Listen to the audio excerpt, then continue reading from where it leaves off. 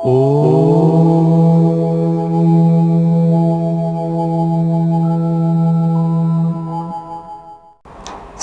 के साथ परिवर्तन की प्रक्रिया में हमें भीतर की बातों के ऊपर अधिक ध्यान देना है। हमारी इनर मैकेनिज्म्स जो डिस्टर्ब हो गई है, ऐसी इंफॉर्मेशन जाने से उसको कंट्रोल करने के लिए हमें अपने हाथ में वो चार्ज लेना होगा। ये नहीं कि परिस्थिति हमें कंट्रोल करे। आज जैसे व्यक्ति सुबह उठता है, अच्छे मूड में है, किसी ने आकर कोई समाचार उसे दे दिया, एक्साइट हो जाता है। 1 घंटे के बाद किसी ने और बातें सुना दी, अपसेट हो जाता है। और 1 घंटा बीता, किसी ने कुछ कह दिया, खुशी की बात होती है तो खुशी महसूस होती है।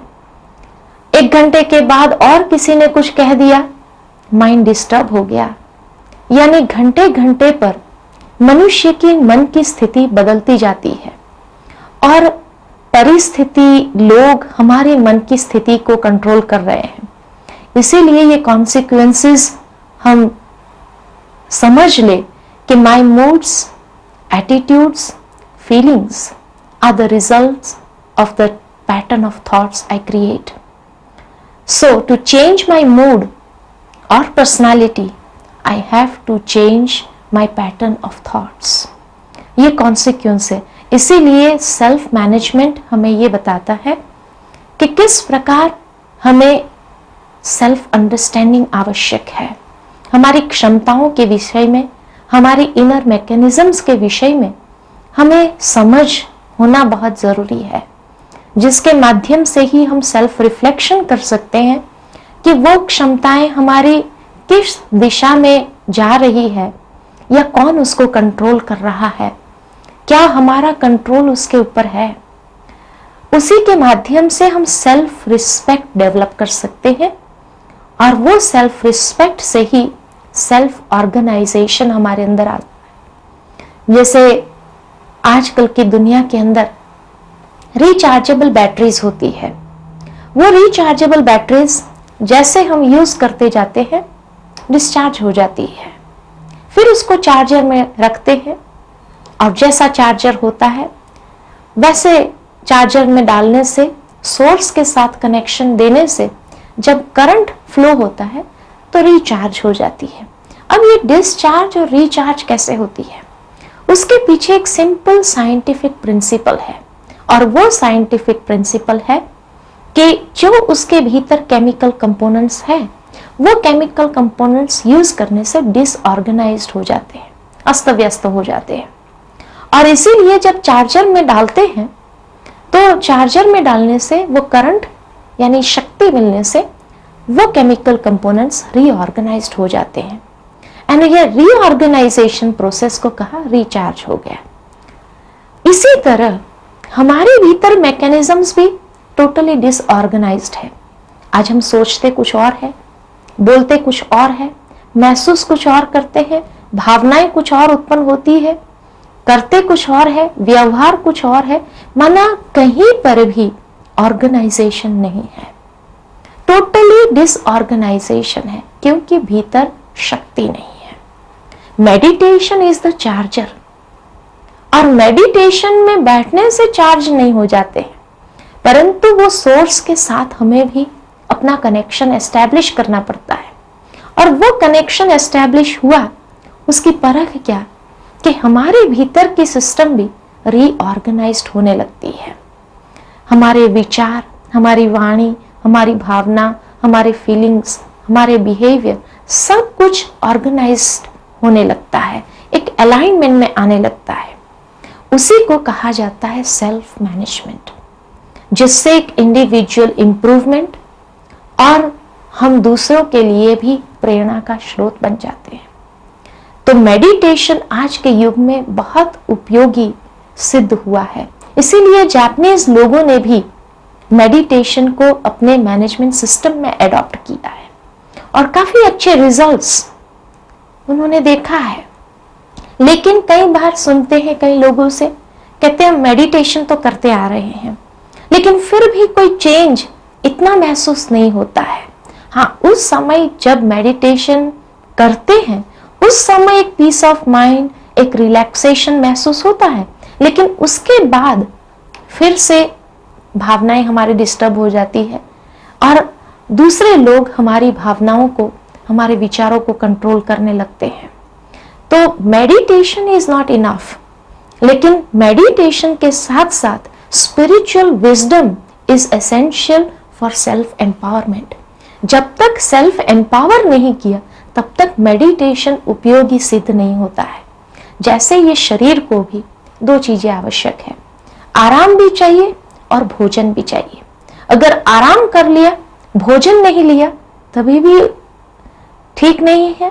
भोजन ले लिया, आराम न लिया, तभी भी ठीक नहीं है। दोनों बराबर मात्रा में चाहिए, नहीं तो कमजोरी आने लगेगी। अगर एक है दूसरा नहीं है तो कमजोरी आ जाती है। इसी प्रकार माइंड को भी दोनों चीज चाहिए, spiritual nourishment and relaxation. So meditation is relaxing the mind, लेकिन रिलैक्सिंग काफी नहीं है, नरिशमेंट भी प्रॉपर जरूरी है। अगर स्पिरिचुअल नरिशमेंट नहीं है माइंड के लिए, तभी भी हम अपनी कार्य क्षमता को डायरेक्ट नहीं कर सकते हैं, चैनलाइज नहीं कर सकते हैं।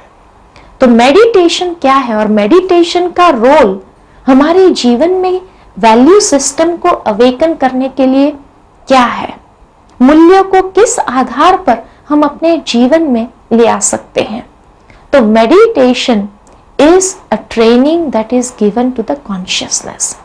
जो हमारी कॉन्शियसनेस डिस्टर्ब हो जाती है, नेगेटिव हो जाती है, उसको ट्रेनिंग दी गई है। दूसरा, meditation is a discipline because it is a regulated exercise of self awareness. जो डिसिप्लिन है वो डिसिप्लिन भी कैसे आती है? सेल्फ अवेयरनेस से। Without self awareness we can not discipline. अगर हमें मालूम नहीं है क्यों करना है, क्या करना है, कर नहीं सकते हैं। तीसरा, it is a systematic method because recollection, contemplation, concentration, attention are used in its practice. और चौथी बात, it is a mental process in which thinking and intuitive perception takes place. अर्थात हमारा left brain and right brain दोनों ही balance हो जाता है।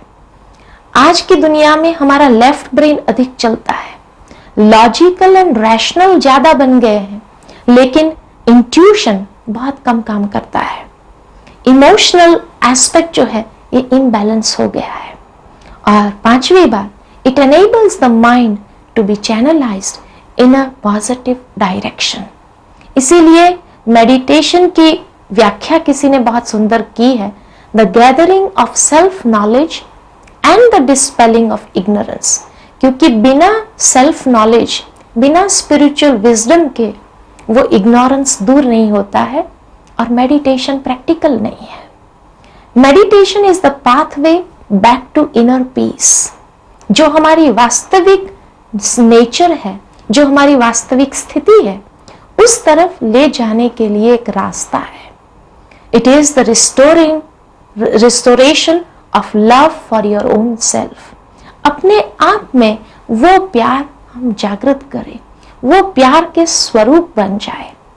Meditation is the act of creating quality thoughts and feelings. जो क्वालिटी आज हमारी नेगेटिव हो गई है, वो क्वालिटी थॉट्स को क्रिएट करने के लिए एक बहुत बड़ा उपयुक्त साधन है। It is rediscovering that place of eternal unchanging stillness with in. साथ ही साथ meditation is reaching to the highest level of conscious awareness, and it is the best way for extremely busy people to stay cool, calm and focused. आज हमारे अंदर इतना धुंधलापन है कि हम अपने अटेंशन को फोकस नहीं कर पाते हैं और इसीलिए भीतर की शांति रहती नहीं है। तो मेडिटेशन एकमात्र साधन है जो हमारी भीतर की ये सारी क्षमताओं को चैनलाइज करके उसको डायरेक्ट करने में मदद करती है। और इसीलिए बेनिफिट्स मेडिटेशन के बहुत है। लेकिन वो मेडिटेशन अकेला नहीं, meditation with the spiritual nourishment. So what are the benefits of meditation? बहुत अच्छी तरह से दर्शाया गया है कि meditation is relaxing. Meditation relaxation है माइंड का। It is a greater sense of personal freedom, जिससे हम भीतर अपने आप को फ्री कर सके। नहीं तो कई बाह्य परिस्थिति समस्याएं हमको बांध के रखती है और उसी को एक बंधन महसूस करते हैं, जहां हमारी पर्सनल फ्रीडम जैसे गायब हो गई है, ऐसा महसूस करते हैं। तो मेडिटेशन हमें ये पर्सनल फ्रीडम का एक्सपीरियंस करने का एक स्पेस देता है, एक समय देता है। साथ ही साथ मेडिटेशन के बेनिफिट और भी ज्यादा है। Power to respond more effectively to people and circumstances. जो हमारा नेगेटिव रिएक्शन आता है, वो रिएक्शन के बदले हम पॉजिटिव रिस्पॉन्ड कर सकते हैं कि कैसे भी विपरीत परिस्थिति या कैसे भी लोग हमारे सामने आ जाए हमको डिस्टर्ब करने के लिए, लेकिन मेडिटेशन हमें वो एबिलिटी प्रदान करती है कि हम पॉजिटिव रिस्पॉन्ड कर सकें। मेडिटेशन का बेनिफिट और भी है creativity for more effective problem solving. क्योंकि जब हमारे भीतर की शक्ति फोकस्ड होती है तो हमारी क्रिएटिविटी बढ़ जाती है और उस क्रिएटिविटी से हम प्रॉब्लम सॉल्व करने में सक्षम हो जाते हैं। जो प्रॉब्लम्स हमारे ऊपर हावी होकर के टेंशन क्रिएट करता है, उसके बदले क्रिएटिव मेथड बताता है कैसे प्रॉब्लम को सॉल्व करना है। It gives the clarity of your own personal purpose, goals and values.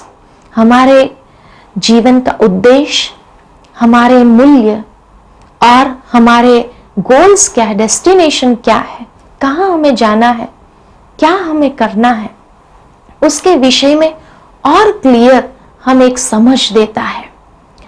उसके अंदर यह भी एबिलिटी है, ability to concentrate and focus your energy. ये एक बहुत बड़ा बेनिफिट है, क्योंकि जब तक कॉन्सेंट्रेशन नहीं है, फोकस नहीं है, तब तक हम हमारी एनर्जी को चैनलाइज नहीं कर सकते हैं, वो डाइवर्जन में है। और एक एबिलिटी है कि greater sense of detachment from the world that is always trying to grab your attention. Meditation की एक बहुत बड़ी आर्ट है, the art of detachment. Detachment की आर्ट क्यों कहते हैं? डिटैचमेंट का अर्थ कोई गलत न ले लेवे कि डिटैचमेंट माना हम अपने कार्य व्यवहार से डिटैच हो जाए या फैमिली रिस्पॉन्सिबिलिटी से डिटैच हो जाए, नहीं।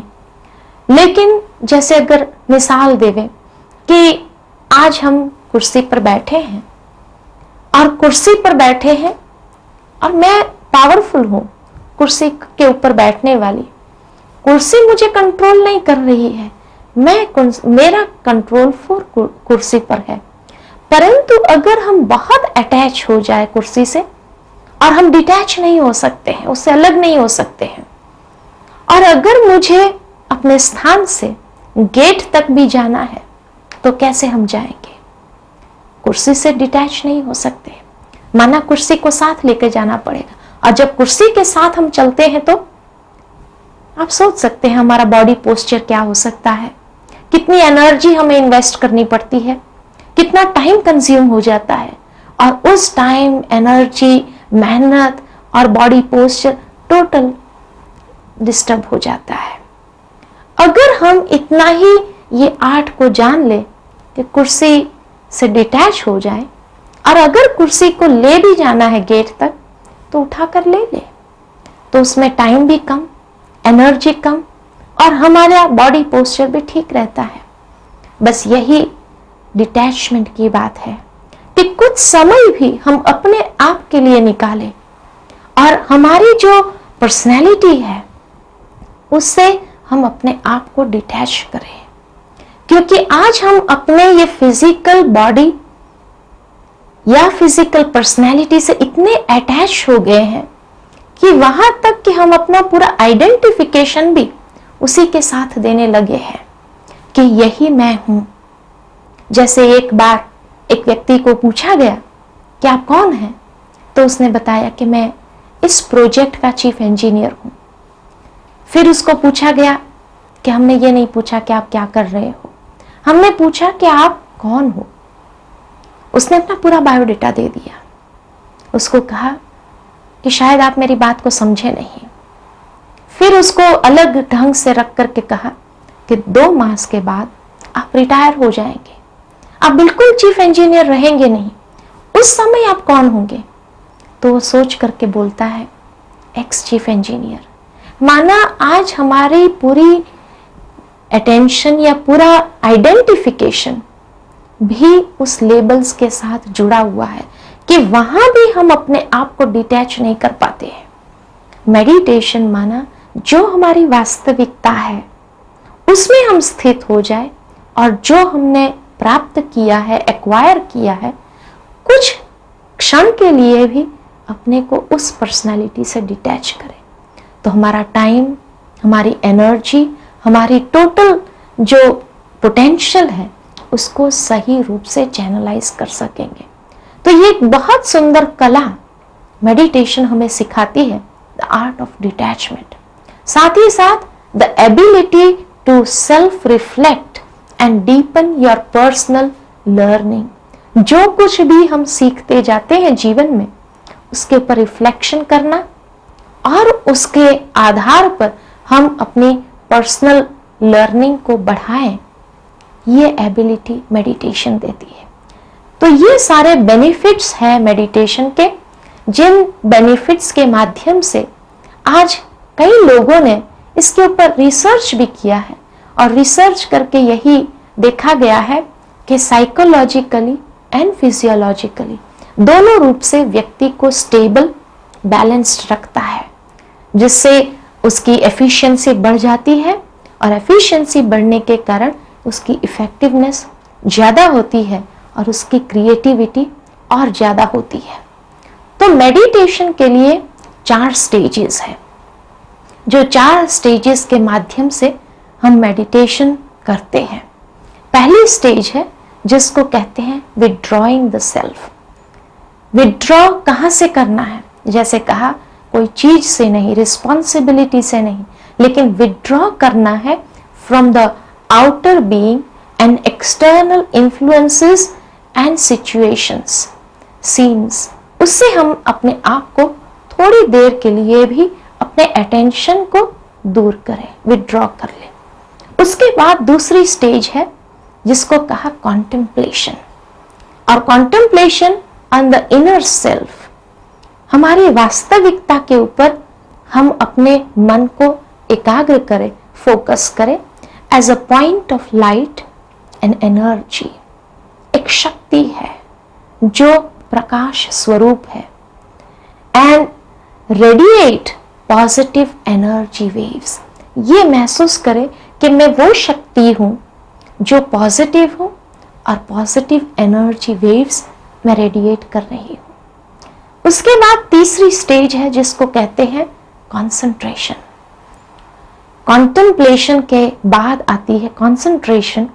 Concentration means concentrating your attention on a higher power or a supreme being, जहां से एनर्जी मुझे अपने अंदर स्टोर करनी है, जहां से वो रेज ऑफ लाइट अपने में फ्लो होने देना है, and experience the energy flowing into your inner being. मिसाल के रूप में आज जैसे सूरज के सामने सुबह सुबह के समय में खड़े हो जाएं, 2 मिनट सिर्फ हम देखें उसकी ओर और फिर आंखें बंद कर लें, क्या महसूस होता है?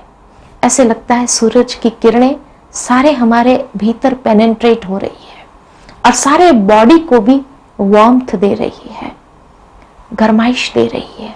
ठीक इसी प्रकार जब हम अपने अटेंशन को उस परम शक्ति की ओर एकाग्र करते हैं तो वहां से जो एनर्जी फ्लो होती है वो एनर्जी से हमारे भीतर भी एक रीऑर्गेनाइजेशन आने लगता है और वो रीऑर्गेनाइजेशन से हमको पता चलता है कि हाँ, मेरा मेडिटेशन ठीक है। Means the change starts from with in. भीतर से एक चेंज आने लगता है। पहले वो चेंज नहीं आता था। क्यों? क्योंकि हमारे पास शक्ति नहीं थी। तो मेडिटेशन वो चार्जर है, लेकिन वो चार्जर सोर्स के साथ कनेक्शन बिना चार्ज नहीं कर सकते हैं। तो वो सुप्रीम बीइंग जो फुल ऑफ एनर्जी है, उसके साथ ही जोड़ना पड़ता है। और तब फोर्थ स्टेज आती है जिसको कहते हैं realization. Realization means recognize when the practice becomes real। और उस रियलाइजेशन से जो भी रियलाइज करना चाहते हैं, मानो कभी माइंड अपसेट हो गया, मन की शांति रियलाइज करनी है, कंसंट्रेट करो उस शांति के सागर में और महसूस होती है जैसे शांति की किरणें हमारी भीतर की सारी अपसेटनेस जो है उसको मिटा रही है। मानो कभी माइंड डिस्टर्ब हो गया या दुखी हो गए, तो allow those rays to flow into your being और देखेंगे कि अपने भीतर की जो भावनाएं थी नेगेटिव, दुख की, वो डिसॉल्व होने लगती है और आत्मा अपने सुख के स्वरूप का अनुभव कर सकती है। तो इसीलिए ये अभ्यास को जितना बढ़ाएंगे उतनी ये प्रैक्टिस रियल हो जाएंगी। यही हमारी जीवन बन जाएंगे। यही मेडिटेशन सेल्फ मैनेजमेंट करने में बहुत हेल्प करता है, बहुत मददगार होता है और उसी से हम अपनी लाइफ को रीऑर्गेनाइज्ड जैसा हम चाहते हैं वैसा बना सकते हैं, अपने आप को मैनेज कर सकते हैं। विपरीत परिस्थितियों में भी कोई भी बातें हमें इन्फ्लुएंस नहीं करती है, डिस्टर्ब नहीं करती है, लेकिन we take the charge of our feelings, our emotions, our behavior, our thought process and the entire personality. There is a total change. अच्छा, ओम शांति।